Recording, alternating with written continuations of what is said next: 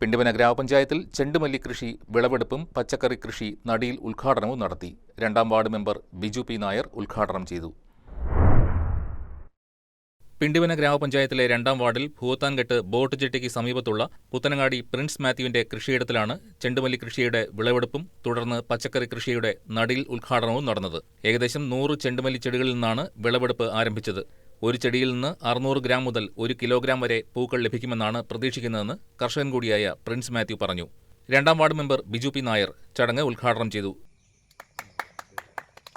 തദ്ദേശ സ്വയംഭരണ സ്ഥാപനങ്ങളുടെയും കീഴിൽ പ്രവർത്തിക്കുന്ന കൃഷി വകുപ്പ് അല്ലെങ്കിൽ കൃഷിഭവൻ കേന്ദ്രീകരിച്ച് വിവിധ തരം കൃഷികളെ പ്രോത്സാഹിപ്പിക്കുന്ന ഒരു ശക്തമായ തീരുമാനം സർക്കാർ നിർദ്ദേശപ്രകാരം നടപ്പിലാക്കി വരുമ്പോൾ ഒട്ടേറെ വിവിധങ്ങളായ കൃഷികൾ ഇന്ന് കർഷകർ ഏറ്റെടുത്ത് നടത്തുകയാണ്.